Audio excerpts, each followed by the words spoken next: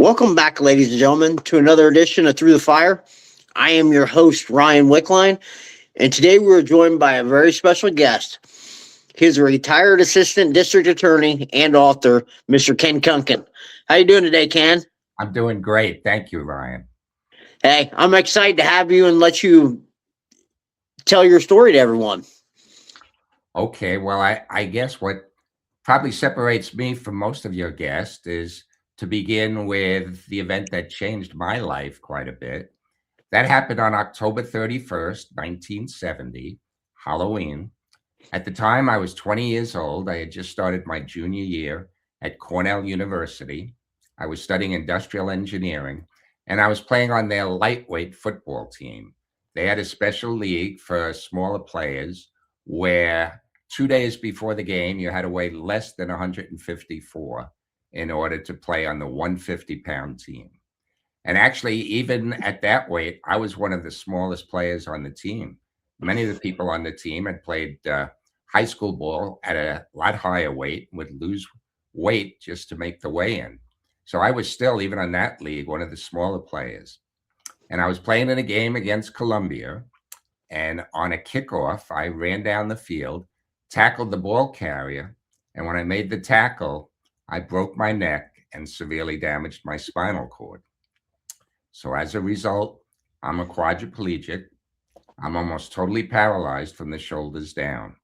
I have a little bit of movement in my left arm, but nothing in my fingers or my wrist. And I could just sort of shrug my right shoulder a bit. Huh. What was your mindset like after that injury? Well, one, I was devastated, but two, I really didn't know what had happened to me. I mean, I was conscious the whole time, but all I knew was I can't move. Now, I hadn't heard about a spinal cord injury before my injury. You know, you didn't see many people with spinal cord injuries out in public back then. One of the reasons was because most facilities were not wheelchair accessible. This was about 20 years before the Americans with Disabilities Act took effect, which mandated making more facilities accessible. My injury was about 25 years before Christopher Reeve's injury. Now, once Christopher Reeve was injured, that shed a lot of light on spinal cord injuries, really increased awareness as to what that entailed. And he was a tremendous role model for all of us. But I was injured about 25 years before that. So I really didn't know anybody who had a spinal cord injury before mine. Is yours injuries and Christopher Reeves kind of similar then? Well, he was actually hurt higher at the neck than I was. So he needed to be on a respirator. He was injured between the first and second cervical in the neck. I was injured between the fourth and fifth cervical in the neck, which is still considered a very high injury. In fact, if I had been injured one cervical higher, I probably would have needed a respirator as well. Oh, crazy. What was your driving force to return to school and get your degree when I'm sure there are many people telling you that you couldn't do it? Everybody was basically telling me I couldn't do it. But basically, I had a very supportive family and friends who encouraged me, despite my disability, to make the most of my mental abilities. Now, there was a vocational counselor at the Rusk Institute where I was doing my rehab by the name of Joyce Mesh, and she encouraged me to return to school and get my degree. Now, at the time I had been injured, I was a junior. And many of the individuals that I met in the rehab facility didn't seem to be doing much with their lives. Most of them were hurt longer than I was, and they just seemed to be sitting home. And while I was in the hospital, the doctors, the medical professionals didn't seem like they really wanted to answer many of my questions. And I had many questions. But at some point, I got a hold of a booklet, a pamphlet that the Institute put out, and with somebody turning the pages for me, uh, I was able to learn a lot about my disability. It told me when you hurt between the fourth and fifth cervical, what type of movement you may have. And it was very accurate, a little bit of biceps and no triceps, things like that. It said how it would affect your bodily functions. And again, it was accurate. You know, I have no control of my bowels or bladder. My breathing is compromised. And it was right on the money. It said that where my level of sensation would be. And I only have sensation a few inches below the shoulders and up. I have no feeling below that. And it also had a page about what type of occupations you could pursue. And the only occupation I saw for somebody hurt at my level was to sell magazine subscriptions over the telephone. And I was devastated. I mean, here I was studying engineering at one of the most prestigious engineering schools in the country. And now I was looking at a career possibly selling magazine subscriptions over the telephone. And, the more I thought about it, I wasn't even sure I could do that. I mean, this was before they had touch tone phones. I couldn't dial a rotary phone. In fact, I'd have trouble even dialing a touch tone phone. I couldn't take notes or write anything. I wasn't even sure if I could do that. But fortunately, I was encouraged to try and still make the most of my mental abilities and then return to school. And at the age of 20, that seemed to make the most sense. I mean, I didn't know what else I could do if I didn't get the best education possible at that time.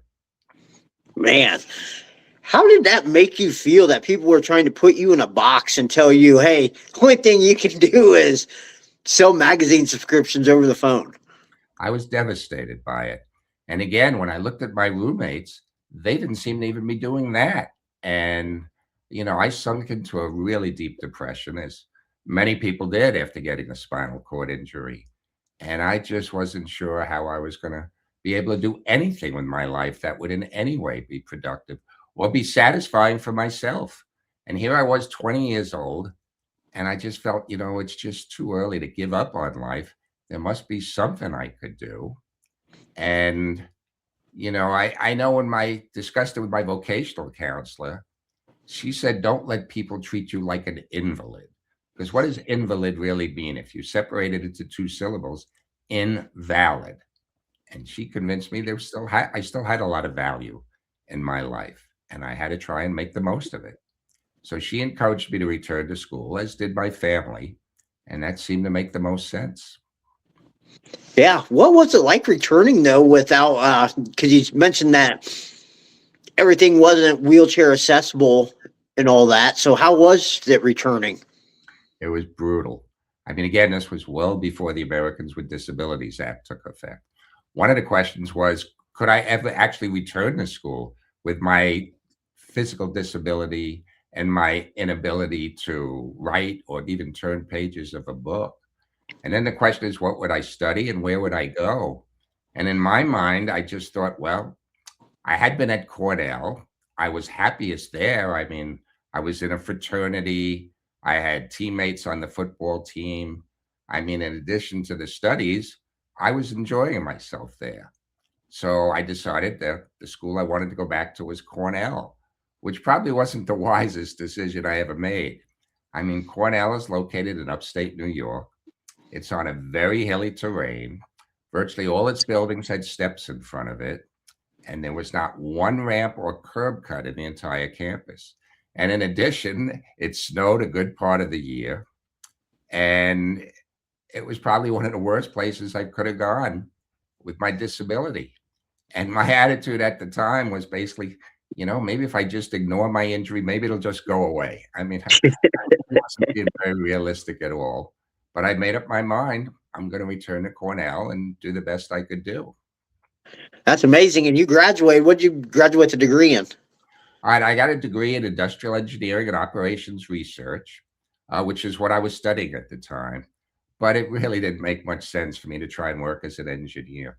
I mean, this was well before they had laptop computers, right? So I really couldn't function as an engineer. I really couldn't work as an engineer with my limited disability back then. So I really didn't know what I wanted to do. But fortunately, I had taken an elective in psychology, and my psychology professor took an interest in me. His name was Dr. James Moss. He felt that I could still help people with what I was going through and how I managed. So he encouraged me to pursue a career in psychology and counseling. So through his suggestion, I stayed at Cornell and I earned a master's degree there in counseling and student personnel administration. And then to increase my counseling credentials, I went to Columbia University, the school I was actually injured playing against, where I earned my second master's degree. This one was in psychological counseling and rehabilitation. And I decided to look for a job in the rehabilitation counseling field. And even when I started my degree there, my advisor said, I'm going to have a lot of trouble getting a job because despite what they teach there, even people in the rehabilitation field would be reluctant to hire somebody with my severe disability. And now here I was. I want you to think about this, Ryan. I now had 2 degrees from Cornell, one from Columbia, 3 prestigious Ivy League degrees, 2 master's degrees, and no one would hire me. I sent out more than 200 resumes and looked for a job for a year. Everybody seemed to feel I was just too disabled to work. Finally, I found one organization willing to give me that opportunity. And that organization was Abilities Incorporated, which was part of what was then called the Human Resources Center. It's now called the Viscardi Center after its founder, Dr. Henry Viscardi Jr., and they're located on Long Island in New York. Nice. What was your mindset like after couldn't find a job? I mean, after everybody told you couldn't go back to school, and you went and graduated with 3 degrees from Ivy League schools. I mean, something that should just open up any door for you, and you were still being turned away. It was like, why did I go through all of this hardships when nobody would even give me the opportunity to show what I could do? And just to tell you a little bit about the hardships, my first day of classes at Cornell, I had to be either pulled up or bounced down close to 100 steps just to attend my first day of classes. I figured, gee, it must have shown something in my motivation, and my desire to work that I would do that. And yet nobody was giving me even the opportunity to show what I could do for a full year. Crazy. Mhm. What led you to go to law school and become a trial lawyer? Well, that was interesting. At my job as a rehabilitation counselor, which I really enjoyed, I was counseling other individuals who had severe disabilities, although none appeared to be as limited as mine. And they kept increasing my responsibilities. And one of the duties that they gave me was to speak before groups and organizations concerning non discrimination and affirmative action for people with disabilities. And after my talks, I would often be asked questions. And while I would do my best to answer those questions, I was always careful to caution the questioners they should really consult with a lawyer about their concerns. And I guess it didn't take long before I started to think, there's no reason why I couldn't become that lawyer. As it turned out, I had an older brother named Steve, 2 years older than me, who was working as a criminal defense attorney at the time. And it just seemed like, maybe law would be the field for me. And I thought also law, at least to me, when I'd watched my brother, it seemed to be mostly a verbal field where you're in court speaking. At least that's the way I thought of it. So I thought maybe that was something I could do. So I decided to leave my job as a rehab counselor and go to law school. Did you face any discrimination in the workplace when you became a lawyer? Well, when you say discrimination, let me tell you about my path there. Here, I worked so hard to complete law school in the standard 3-year time period. I passed a very difficult New York State bar exam the first time that I took it. I began my work as an assistant district attorney by participating in a very intensive 4-week training program where they taught us all aspects of trial techniques from a prosecutor's perspective. And I was so proud to go to court my first day, and I couldn't fit through the swinging doorways in the courtroom. They were too narrow to allow me to get through in my electric wheelchair. So do you say, did I face any discrimination? I couldn't even get into the courtroom to try a case. So talk about discrimination, right? There was nothing accessible. I was lucky, though, that the district attorney hired me.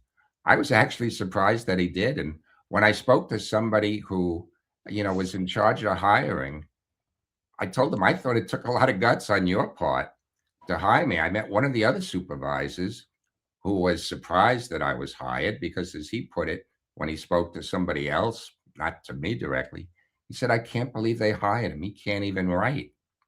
But I was fortunate the district attorney at the time, a person by the name of Dennis Dillon, was a very progressive, forward thinking district attorney who based his hiring decision on my abilities rather than my disability. And I was really fortunate that he was the district attorney of Nassau County at the time. So, what adaptations did you use since you couldn't write? Well, I had to rely a lot on my memory. And fortunately, I trained my memory to be really good. So I basically memorized all my summations and opening statements and pretty much what I was going to ask on direct examination and cross examination, and tried to learn as much of the law as I could that I could remember in my head. And it was extremely difficult. Um, but, I even needed to learn how I could function in an office. Fortunately, when I worked as a rehab counselor, they helped me a lot in teaching me how to function in an office. But it was still quite a challenge. And I was fortunate that I had a lot of help in the office between secretaries, paralegals, interns, and other assistant district attorneys that helped me manage. Nice. What motivates you to be the best you can be? Well, part of it was seeing the discrimination I found when I was looking for a job. I wanted to show people disability doesn't mean inability. That just because somebody has a disability doesn't mean they cannot go to school and complete their education or work at a job, be productive, and be a beneficial member of society. And I also didn't want to disappoint my family and friends because they put so much of their confidence in me and gave me the impression that they felt I could still do anything I put my mind to. And because they went so out of their way to try and help me achieve, I basically felt I'd be letting them down if I didn't do everything I could do to make the best of my situation. So, your why was pretty strong then, of being more on some of your purpose was more relatable to somebody else than yourself.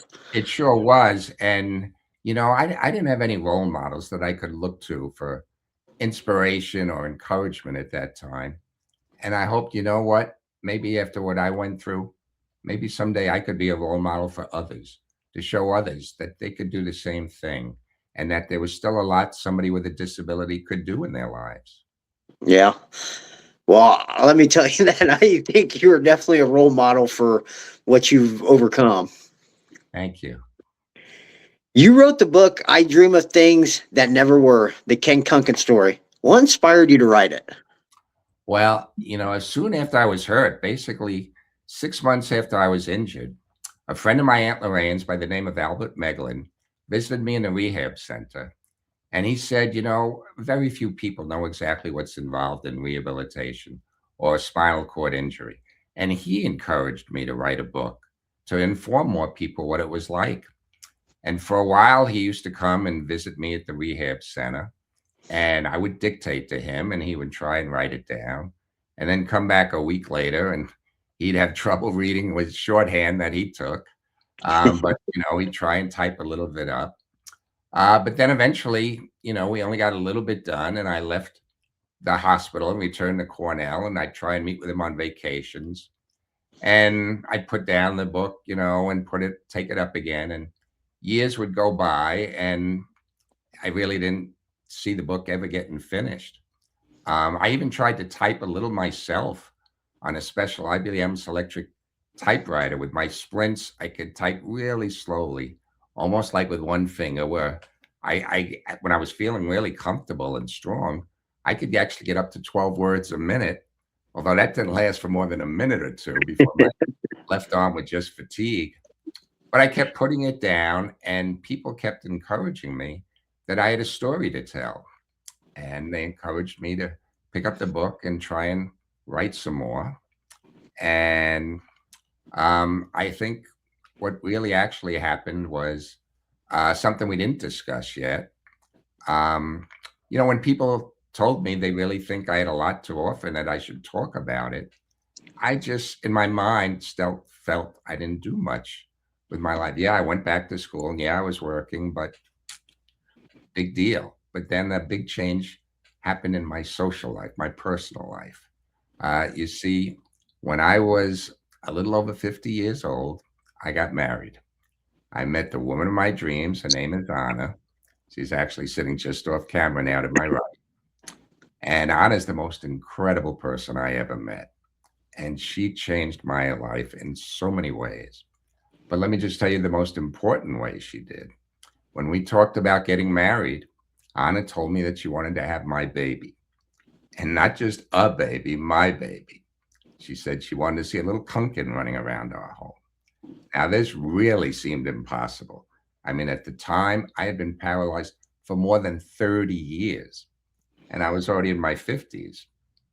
But I wanted to make Anna happy. We decided to research to see if it was even possible for somebody in my condition to father a child. And when we researched it, we found it still may be possible through in vitro fertilization. So we decided to pursue it. And through the miracle of science, Anna became pregnant. And that brings us to my favorite date, January 24th, 2005. Ryan, I was present in the delivery room. And think about this, Ryan. I was present in the delivery room when my wife Anna gave birth to triplets. We have three incredible sons, Joey, Jimmy, and Timmy. And I couldn't be more proud of them. They changed my life in so many incredible ways. They're now 20 years old. They're juniors at three separate colleges in upstate New York. And I remember when they were first born, they were all perfectly healthy, but triplets are always born prematurely, and they were all in the NICU, neonatal intensive care unit in the hospital. And I remember visiting them and sitting by their three separate incubators and looking at them, and it was like, whoa, this is big. This is a story that needs to be told. And as a result, I decided I really need to complete my book. And I put in the time. And more than 50 years after I started it, I finished the book, and it was published 2 years ago. Nice. What was probably your biggest challenge in writing it besides finding the time and keep on putting it down and walking away? Well, obviously, that was really big because finding the time when you have three little triplets, taking your wife's time, and my wife was my caregiver as well, there wasn't much time to put into it. In addition, I never considered myself a writer. I mean, I considered myself, I was always strong in math. That was my ability. But English, I never thought in my wildest dreams I would ever sit down and write a book. And in addition, I was always a very private person. I never liked to really share my feelings, but certainly not my innermost feelings about what I was going through. But in order to make the book authentic and help people, and be a book that other people could turn to for hopefully inspiration, I knew I had to get really personal and reveal what I was going through, my innermost thoughts. And it was really, really difficult for me. And as I say, I didn't complete it till more than 50 years after I started it. I completed it 2 years ago. And let me just tell you where I came up with the title for my book. 6 months after my injury, while I was still in the rehab facility, I was asked to testify before a United States Health Subcommittee chaired by Senator Edward Kennedy. And 8 days after my testimony, Senator Kennedy sent me a glass paperweight in the mail that had an inscription on it that the senator said his late brother Robert Kennedy liked very much. And the words in that inscription have always been very meaningful to me. The inscription read, "Some men see things as they are and say why. I dream of things that never were and say why not." And that's where I got the title of my book, I Dream of Things That Never Were, the Ken Kunken story. Nice. Was there any, like, since you said you had to be vulnerable when you wrote this, and that was one of the hardest things, was there any self healing that you had to go through too because of Oh, your injury? quite a bit. And, it was very uncomfortable to relive the most difficult time in my life and actually dwell on, go into detail, step by step of what it was like. And much of why I was dictating the book to my wife, who was typing it down. And a lot of what I was telling her, she hadn't heard before. I mean, despite the fact that we've been together for a while, there were a lot of things that I never shared with her. And now here I was dictating to her about some very difficult and personal events in my life. And yeah, it was really difficult reliving that. What's the biggest takeaway you want your readers to get from it? Well, probably that there's really nothing you can't do if you set your mind to it. Again, as I said before, disability doesn't mean inability. And just because something is difficult or may even seem impossible doesn't mean that you cannot do it now. And I wanted to show people that, you can dream of things that never were and still be the first to do something. I'm the first quadriplegic to ever graduate from Cornell University. I'm the first quadriplegic to ever earn a graduate degree from Cornell University. I believe I'm the first quadriplegic to ever work as an assistant district attorney on Long Island. And there aren't too many quadriplegics that have fathered triplets more than 30 years after their injury. So I wanted people to know, you know, never say never. Don't, don't listen to the naysayers. Don't listen to the people that tell you you can't do something or that it's just too difficult. What is important is what you believe you can do, that you believe in yourself, and that you try and do as much with your life as you can, and you could still lead a very happy, useful, and productive life. Yeah, I completely agree. I love how you refused to let anybody put you in a box and just went to the beat of your own drum and said, I can do this no matter what. Right. Why is it important to keep expectations high for yourself and for others? Well, because if I would have just listened to others, people thought you have a disability, there's not much you can do. I was convinced I could do a lot more than sell magazine subscriptions over the telephone. But I believe unless I truly believed that I could do more, it never would have happened. I mean, I saw so many people that seemed to be satisfied with less than what I felt they could still do with their lives, probably because it was either an easier way to go through their daily activities or because other people were suggesting, with these limitations, this is the best you may be able to do. Just because somebody feels you can't do something doesn't mean you can't do it. And you've got to have that determination and that mindset to convince yourself what I can do is up to me and not what somebody else feels I can do.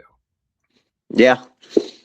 Mm. I talk with that with a lot of the athletes I work with too about the mindset of there's always going to be people who doubt you, that you just have to find it within yourself to keep going. Absolutely. And that's happened to me virtually every day since my injury. People just immediately seem to put limitations in their mind about what I could do or not do. And I needed to show them, as well as myself, quite frankly, that I didn't have those limitations, that there was an awful lot I could still do. How did you not let, like, a lot of, like you said, other people's limiting beliefs? How did you not let those limiting beliefs take a hold of your own mind? Well, it was difficult, obviously, really challenging. I was fortunate that my family believed there was still a lot I can do. They believed that while I had a physical disability, it didn't affect me intellectually at all. And they felt I needed to do the most as I could possibly do with my mind. And they believed also that I could help others based on what I went through and what my mindset was. And when I started to work as a rehab counselor, that made a huge difference in my life. That after being the recipient of so much help from so many people, I was now in a position where I could give back some of that help. And that I was actually in a position where I could now help others. And that really made a huge difference in my life to feel good about myself once again, to feel I can make a difference in other people's lives. Yeah. What keeps you going today? My 3 kids and my wife, without a doubt. I mean, I just love seeing with them and how well they're doing, and it just brings such a smile to my face, and it makes me be able to say truthfully, I am leading a very happy life. I've got a wonderful, wonderful family. As I told you before, I've got the most incredible wife in the world, the most wonderful, wonderful, wonderful triplet sons who are doing just terrific things with their lives. And it just puts a smile on my face every day. Yeah. I bet that presented some challenges, not just one, but triplets. It sure did. I mean, one of the challenges bringing him home from the hospital, how we were going to do that in the van, and then finding a van that could accommodate not only my wheelchair, but 3 car seats. So that was a challenge in itself. And then, my wife is also my caregiver. And while we initially, had a baby nurse for a couple of weeks, and I think 3 weeks, and then a nanny for a while, it was still really difficult for my wife to be taking care of the 3 small children as well as me, and I had to get used to pretty quickly not being number 1 in her life, but basically being number 4 and trying to get used to that. Mm, How did you deal with the stress? that's been a trouble. That's a problem, and it's still an issue. I used to be able to deal with stress and anxiety by going out on the football field and running into people. And boy, that was a great way to relieve the stress I was feeling. Now I can't do that. So that's been one of the real challenges. Sometimes I would just have to, hopefully sit outside in nature or by the water and just try and get my mind to relax a bit. And other times, just in my mind, try and deal with all the issues I've gone through so far. And whatever's happening at that day is just one more.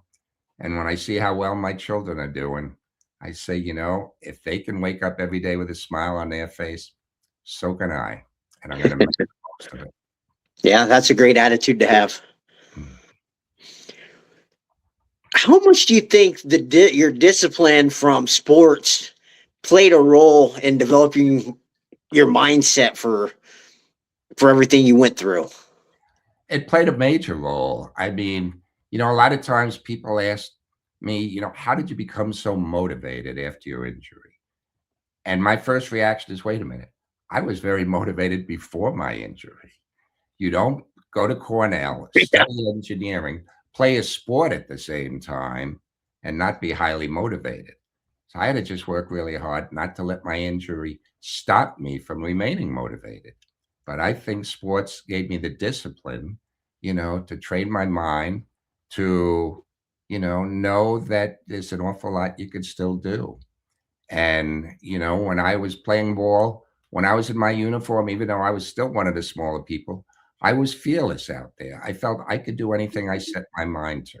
Well, following my injury, I tried to keep that same mindset.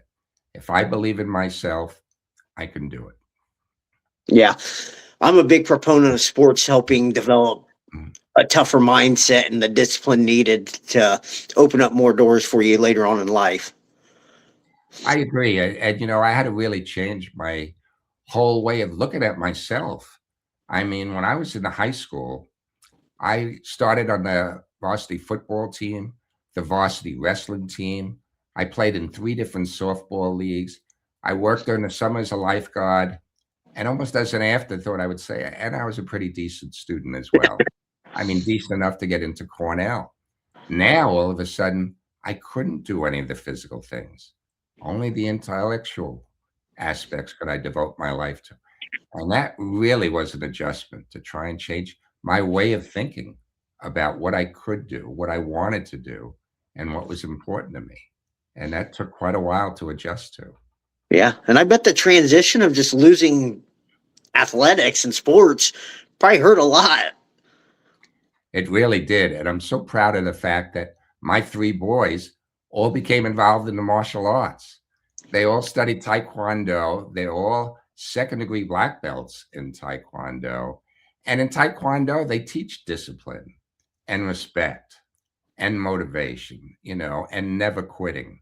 And I watched them go through their techniques and their training. And it inspired me as well to see them do that and know there's an awful lot everybody can do if they set their mind to it, have a goal, and work hard to reach that goal. Yeah. Looking back at your life, what are you most proud of? I'm most proud of my personal life, being happily married, raising or helping raise 3 incredible triplet sons, having a very close relationship with my brother, my sister, my cousins, aunts, uncles, my entire extended family. I'm most proud of my personal life. Amazing. Were you wanting to get married there, or were you thinking it was never going to happen? I thought it would never happen, nor did I ever want it to happen. I mean, my feeling was, how could I ever get married with my limitations? How could I ever ask a woman, you know, to marry me when I was so physically limited?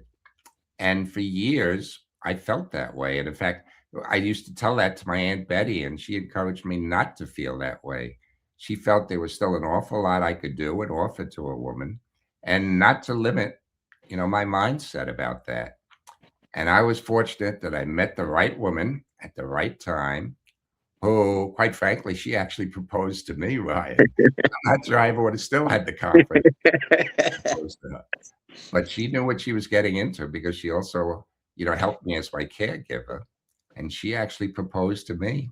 And I had the good sense to say yes. We got married in 2003. And that, along with the triplets, are the best decisions I ever made. Awesome. That is awesome. How can people get a hold of you? Well, they can go on my website, which is kenkunken.com, and that will tell them different ways that they could reach me. But in addition, it tells them different ways that they could purchase my book, because it's available not only in a hardcover, but it's out in an ebook version, in a Kindle version, as well as in an audio version. My son Timothy did the recording and helped me record the audio book where, I actually did the narration. I'm also on a couple of sites like Facebook and Instagram. So there are a number of different ways that they could reach me. All right. And I'll put all that in the show notes too. Is there anything we haven't covered that you want to talk about? Well, basically, it's people's mindset around people with disabilities. It's still difficult with somebody with a disability to get a job. And while it's improved quite a bit since my injury 55 years ago, people still have certain perceptions about what somebody with a disability can do. And I'm particularly upset when I hear some in our current administration have a negative opinion about DEI, diversity, equity, and inclusion. I feel just the opposite. DEI has enormous benefits for so many people. I might add that in my job as the assistant district attorney, when you'd leave that job, you would meet with the personnel, somebody in personnel, and they would often ask you what you felt was the best part of your job and what parts you thought could be improved. And I was told on a number of occasions, my fellow assistant district attorneys, when they were leaving the job, said that one of the best parts of their job was meeting, working with, and getting to know me. And I say that, Ryan, not to boast or brag. I know what they were talking about was meeting, working with, getting to know somebody with a disability. Because unless they had a close relative with a disability, they rarely came in contact with somebody with a disability. And they felt that it not only was not a burden on them to work with somebody with a disability, I was often more productive than many of them were, but it helped inspire and motivate them to do more with their lives. And it made a difference in their lives. And when people think about DEI, I don't think they realize the enormous benefits it has, not just on any one individual, but on everybody that comes in contact with that individual and what it says about our lives in general as a society. I think there's an awful lot DEI offers that's beneficial to so many people in so many ways. And I'd like people to recognize that. Yeah. You definitely shattered a lot of the ceilings down by what you've done. Thank you. But I had a lot of help doing it. And I never want a conversation to go by without thanking all the people that has helped me, but also encouraging them to keep helping every other person they come in contact with who may need some additional help or support. It makes a huge difference. And together, there's an awful lot we all could do. Yeah. Well, I think Mm. nobody gets to where they are by going at everything alone. You always need that support along the way. And I was fortunate. I always had that support and encouragement. Yep. All right. Final question. What is one piece of advice you'd like to leave our listeners with about overcoming adversity? Well, sometimes you got to take a step back Get out of that moment where everything seems so overwhelming and take a moment or more to think about your life, what it is that may be holding you back, and what it is you need to do to accomplish and reach your goals. And if you need help, to ask for it. Don't be too proud to ask for it. But in addition, don't listen to the naysayers, as I said before. Don't listen to people who have limited expectations or beliefs as what you can do. What's important is your belief in yourself, what you feel you can do. And there's an awful lot you can do when you set your mind to it. Great advice. Ken, I can't thank you enough for coming on here and sharing your story. You truly are an inspiration. Thank you, Ryan. And thank you for giving me this opportunity to share my story, because as I said, I didn't know of other people at the time of my injury that I could turn to for hope or inspiration. There are an awful lot of people out there now that people can look to or turn to for motivation and inspiration. I'm very happy if I could be one of those people, but there's an awful lot people can do if they have the right attitude, the right mindset, perhaps get the help and support they need, and continue to make the most of their lives. Yeah. Don't shy away from something just because it's hard. That doesn't mean you can't do something. Sometimes it means you just have to work a little harder to get it done. Yeah. Well, that was one of the main reasons I started doing this podcast was because, like I said, I used to work with high school athletes, a lot of them.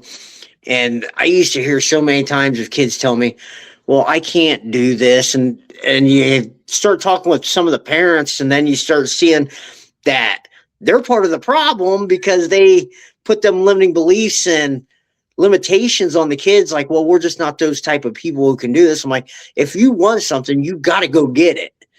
Absolutely. You really nailed it, Ryan. Absolutely. And that makes a huge difference. And it makes a huge difference if you get that mindset where you can encourage others to do more with their lives if they keep that right attitude. Yep. Well, guys, that's going to be all the time we have here today. Remember, the only way to get what you want is go through the fire.